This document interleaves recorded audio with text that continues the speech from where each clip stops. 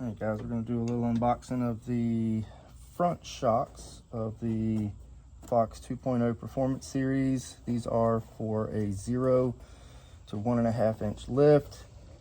I have a 2024 Ford F250 Superduty with 7.3 gas V8 and a 10-speed automatic transmission. Trying to soften up the ride a little bit. I know this won't fix the world and that it won't get super soft, but I'm trying to do everything I can just to soften up the potholes and whatnot. If you've ever driven on 95 in North, South Carolina or Georgia, or Florida for that match, you need as much help as you can get. So get these things unboxed.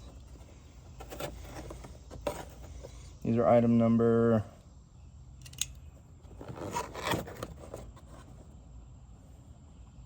Fox 98524-154.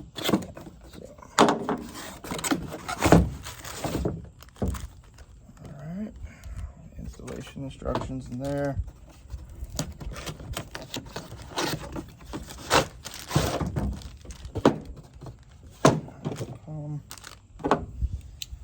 Really good looking shock, super heavy duty, very beefy. Again, I don't ride Baja or anything like that. I do tow a 12,000 pound fifth wheel every couple of weekends. I'm hoping this will help out. Some of that shock while on the road.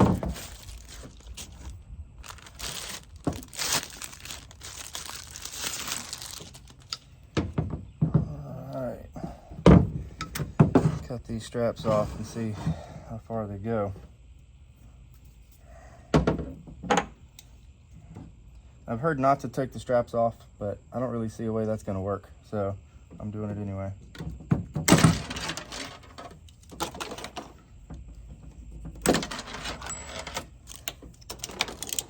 Again, this is for a 0 to 1.5 inch lift. I have 0 lift on my truck. I have a leveling on the front, so I guess technically that'd be a lift for 1.5 inch. But I'm just trying to take some of the blow, some of the shock out of the ride. It gets a little rough with these trucks. So let's get these things installed. All right, this is what the truck looks like before.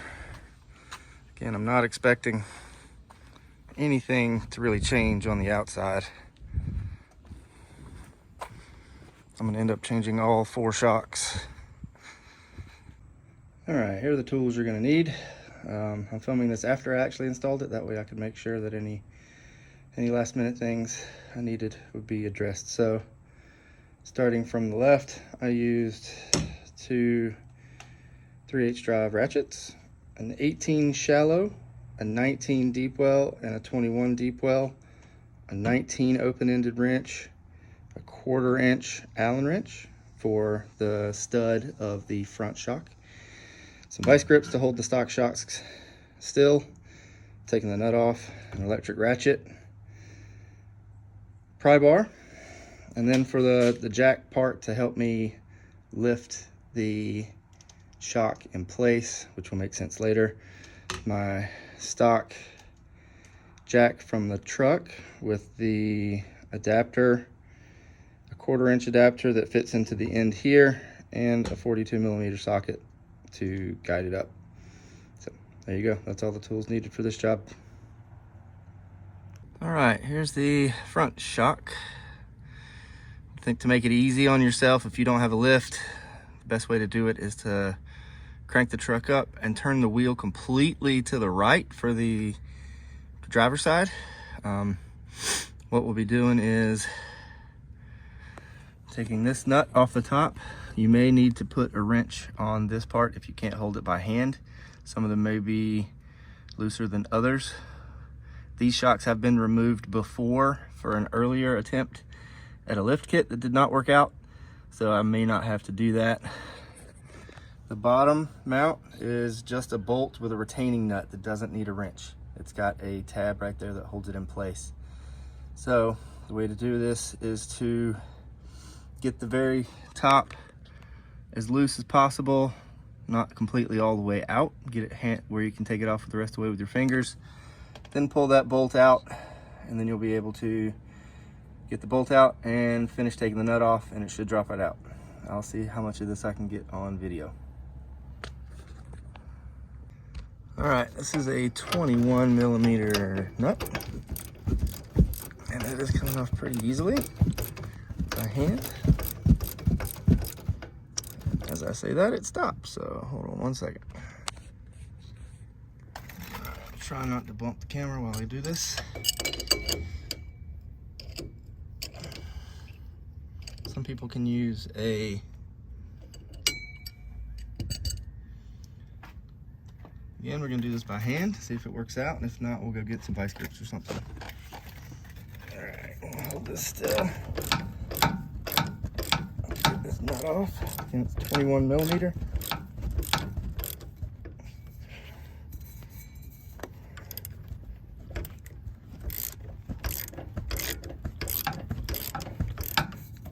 If you have a pneumatic or electric ratchet, that would make this much easier.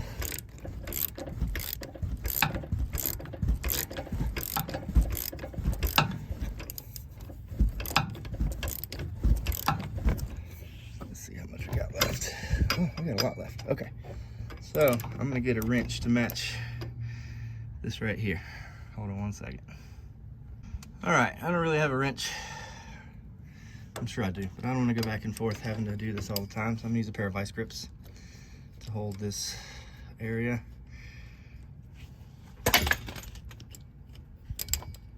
Doesn't have to be held super tight, just enough to keep it from spinning. There we go. And I do have an electric ratchet, so we're gonna use that because there's a lot more threads to go.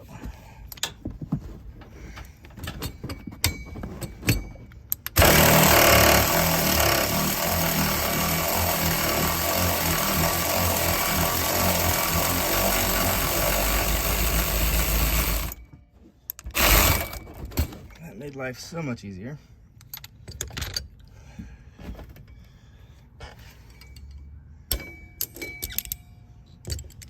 All right, keep that finger tight so it doesn't fall out.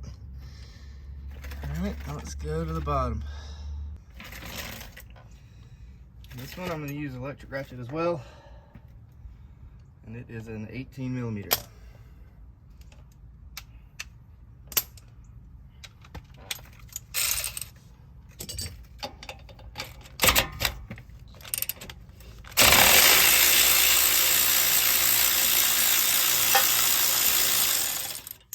See, the nut plate fell off the back, which is good. If you keep on twisting the nut or the bolt,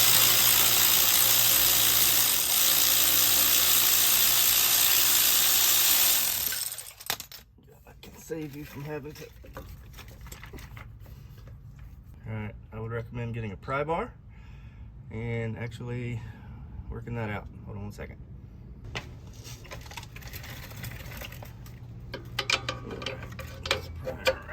Oh, there.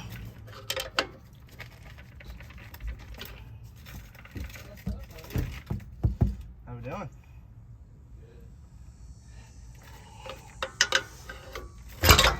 There it is.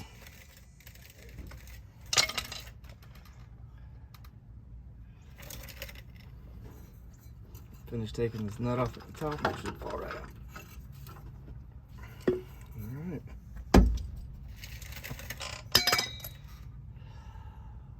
Alright, just a comparison from the old to the new. This is the stock Ford front shock and the Fox 2.0. So you can see, Fox is just a little bit longer to compensate for that up to 1.5 inch lift. Like I said, I do have a 1.5 inch leveling kit on the front, so should take care of that right away. Let's get this thing installed. Alright, let's get this thing installed.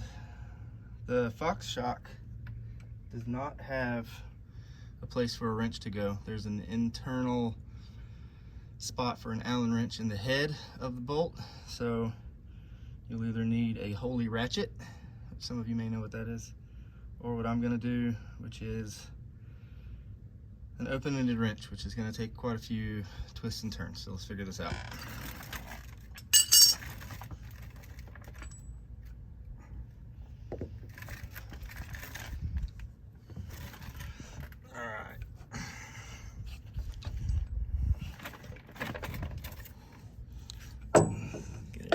hole. Alright,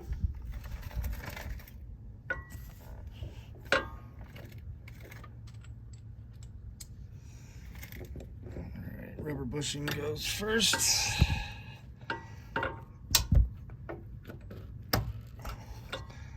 And the washer.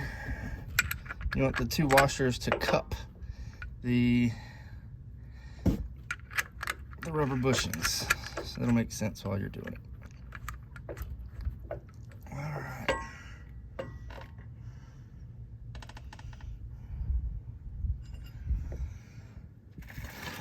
What we're gonna try first is to see if I can hold this by hand while I'm turning it. I'm not sure how successful that's gonna be. 19 millimeter. Looking good so far. You're going to want to tighten this until it's compressing the rubber.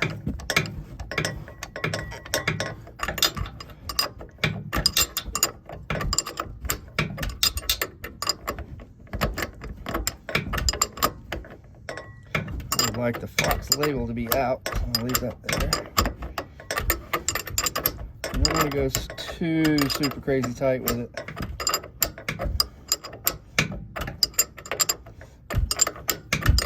But you want to be able to see that it's tight. You can't move it with your hand. There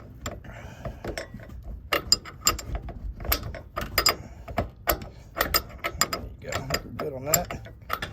Just to show the example, if you need something to hold it, use an Allen wrench. This is a 1/4 inch Allen head. This fits right into the end of the bolt here. Shaft.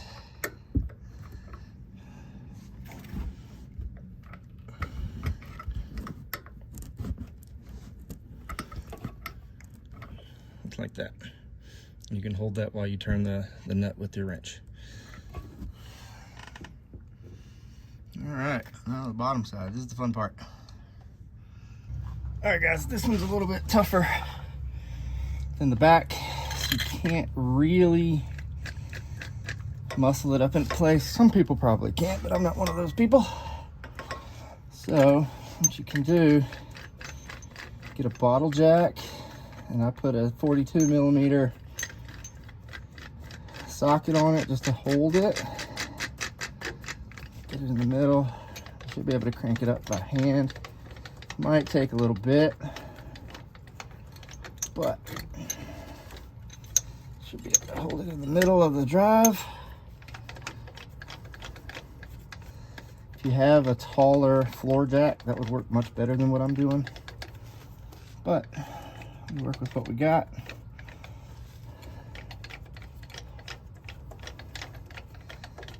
See, we're making it up there.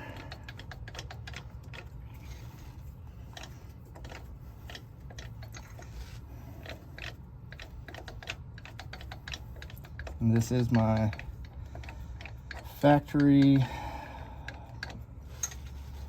jack for the truck. There's all kinds of different ways you can do this.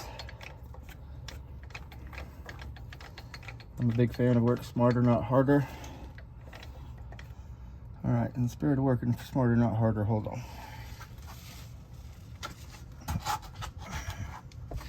It just so happens that on the Ford, the adapter for this part of the jack that spins it is the same size as a 1/4 inch socket.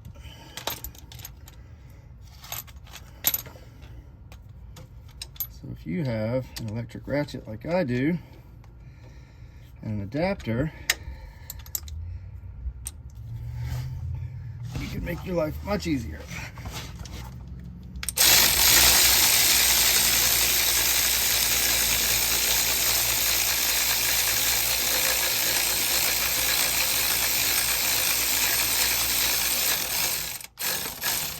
So the hole lines up.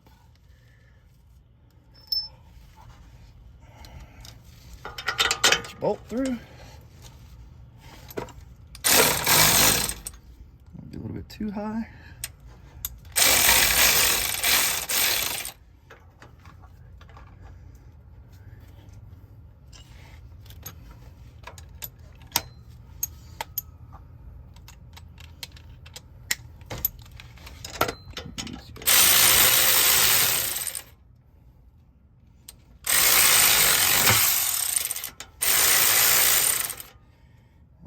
once you feel it come out the other side, get your nut plate on. Finish tightening it down. There you go. Take your jack off.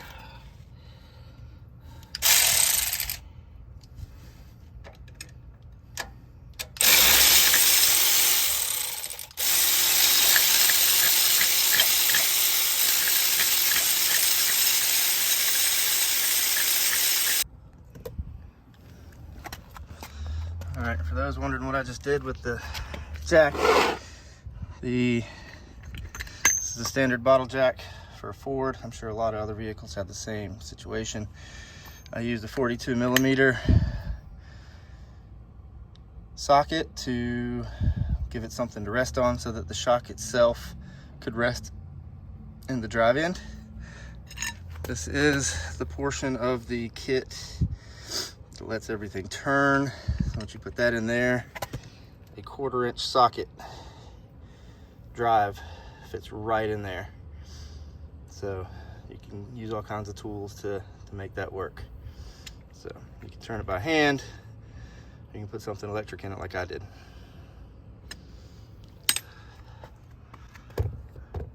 Here's the finished product.